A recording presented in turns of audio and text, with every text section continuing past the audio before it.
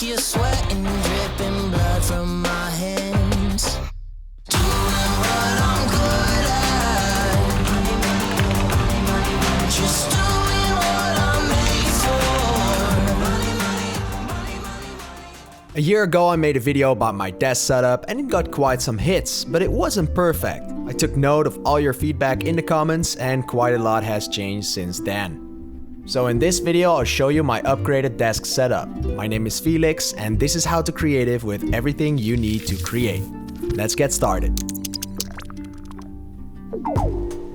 In my opinion, a desk setup is really important.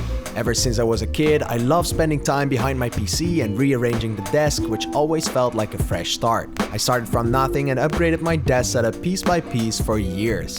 And to be honest, most was acquired secondhand or from birthday gifts. Now, I've always been a big believer in working from home and the desire for a nice and comfortable space to be productive or to wind down. Because of this, my admiration for well-made products only grew and I love tools with a purpose. So that's what you will see in this video. Products and tools that inspire me to create digital products, but mostly video. So let me give you a quick recap before we move on to the upgrades. Most importantly, I use the IKEA Idison Sit Stand Desk that you can see me build here. I also made a video review about it, which you can watch by clicking in the top right corner. I applied a beautiful headphone holder from AliExpress under the desk and applied a Philips Hue LED strip behind the desk, which automatically syncs with games, video, and music on the PC. When the PC is not in use, it syncs perfectly with my other Hue lights in the space. So, now it was time to apply your feedback and get some improvements. Spoiler alert, I personally also came up with some upgrades. Before I show you these, all the links to the products mentioned in this video can be found in the description or on the kit page that will also be linked below. Do know that these are affiliate links, which means I get a little kickback, so thank you so much for clicking and supporting the channel. The first major upgrade was getting a second monitor. After deciding between the LG 27-inch 4K with 160Hz or 34-inch ultra-wide with 160Hz, I chose the second option and this was also top voted by you guys on my Instagram. This is the LG 34GN 850 and it is just amazing. As you might know, I am a huge fan of high-resolution monitors, preferably 4K or higher, so it took me some time to get used to, but now it is a must-have for my setup. It has a 10-bit P4 color spectrum as well as HDR, provides a lot of screen estate for productivity, and the 160Hz makes it super smooth for gaming as well. And after some tinkering, I decided to go for a stacked monitor setup, as I mostly work with video. The top monitor is still my AOC U2777PQU 4K 10-bit monitor that makes it great to preview the native pixel on the 4K video that I edit, so I exactly know what is going on and what the end product will look like. I also got a new monitor arm that supports these two monitors. It's incredible how much weight it can hold and it feels a lot more sturdy than my previous single monitor arm. Though I noticed that the current desk layout was not going to get my face farther away from the monitors as you guys suggested. So, I finally decided to change the position of the PC. I hear you thinking, that's going to be a challenge with a sit and stand desk. This is where I kill two birds with one stone, or knock two flies with one slap, as we say in Dutch, by getting my huge KRK Rocket 6 speakers off the desk. After some research, I got Millennium speaker arms that fit my speakers perfectly. This way I can aim them straight at my ears from the right angle and height. Such an underrated upgrade. I can't imagine I waited so long to do this. Less vibration and so much more space on the desk.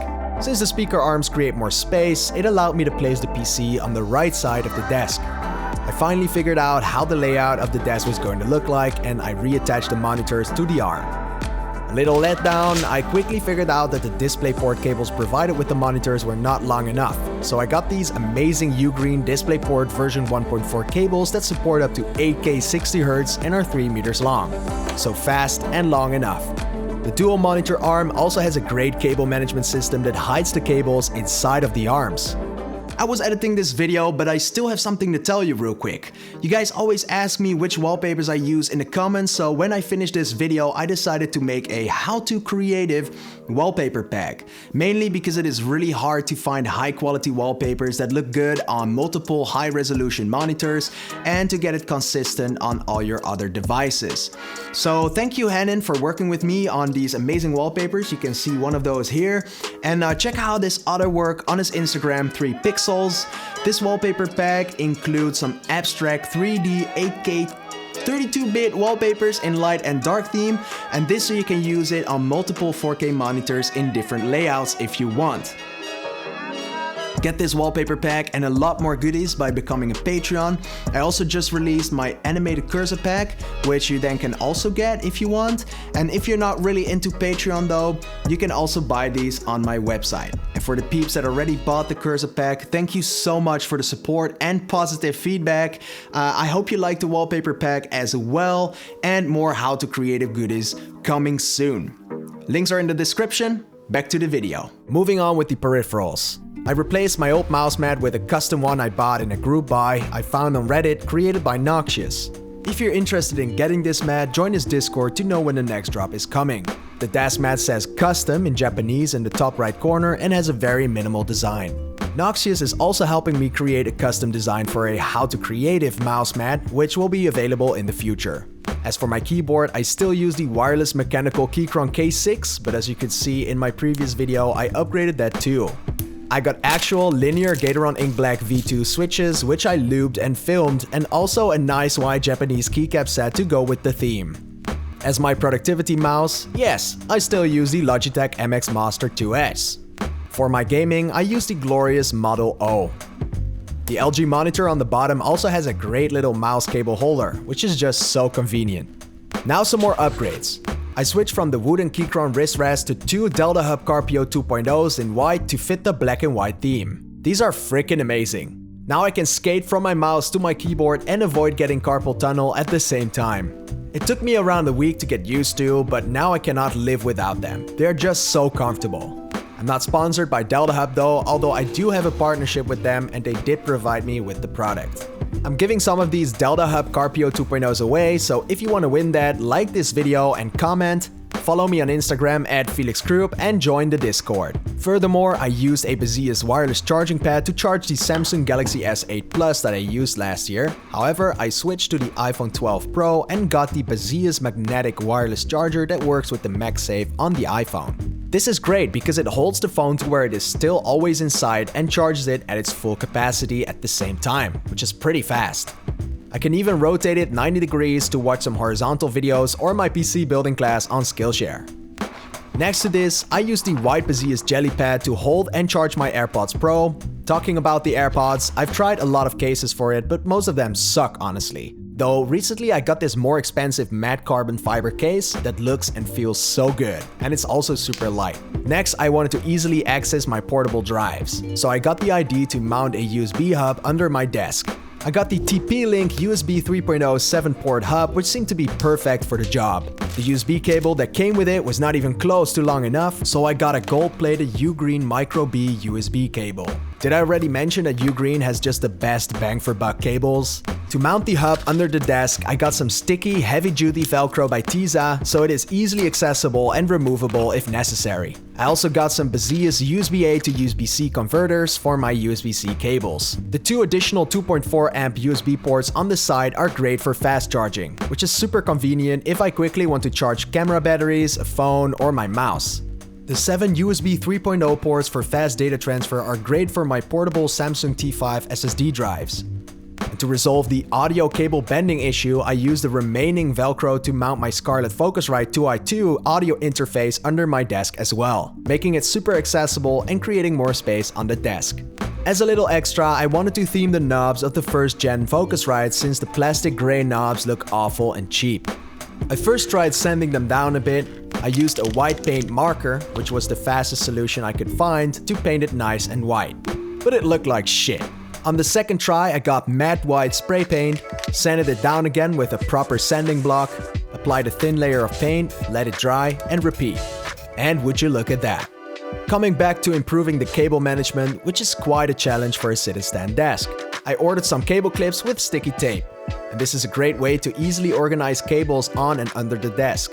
First, I use it to keep the cables on the desk in place, so the SD card reader is easily reachable and the charging cord for the keyboard is also easily attachable.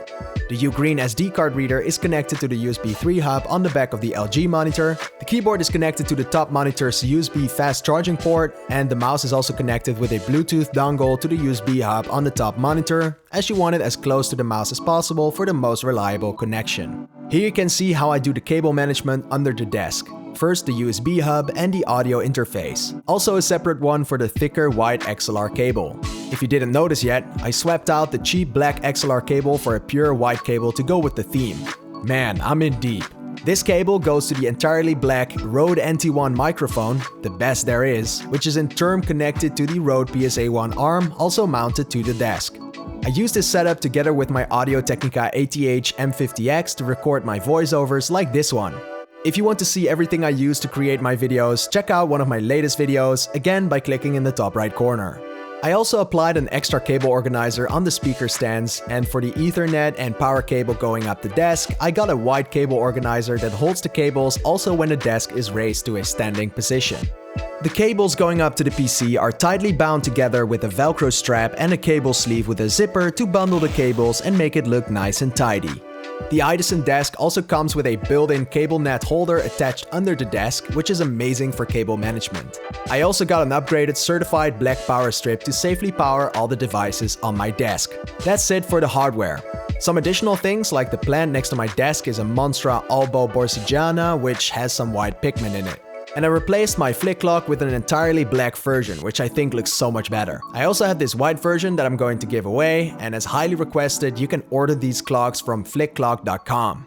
People keep asking me where I got the wall shelves, but these are handmade from some IKEA CD racks painted black. On the shelves are some items that inspire me, and some cameras and the center one that used to be my grandpa's. It always reminds me why I love cameras and how they are a portal to memories and good feelings. The desk got some upgrades and I've been using it for a while again, and it is just amazing. But here are some things that I still want to improve in the future. I'm thinking about building it into the white NZXT H1 case or maybe a different mini ITX. Though if you have a better idea, put it in the comments below or let me know in the Discord. I have looked into mounting it under the desk, but that's not going to work since the tabletop is hollow. This brings me straight to the next point. I'm scared that all the weight of the arms are going to break the tabletop. Although I have to say that I'm extremely impressed by the durability and quality since it hasn't happened yet. The chair is also still the same, but I'm looking forward to getting a Herman Miller, but for now, it does not give me a reason to replace it. If you want to share your desk setup or are looking for some inspiration, check out DeskSelect.com, which is a project I've been working on for a few years that finally made its launch. With that being said, a desk setup should be different for everyone, since it should be a tool to create. I've noticed that for a desk setup to be productive, you need to make it comfortable. That way we can truly be creative. Join the Discord to get feedback on your setup or just to be a part of a community with digital creators. Thank you so much for watching, stay creative, and see you in the next one.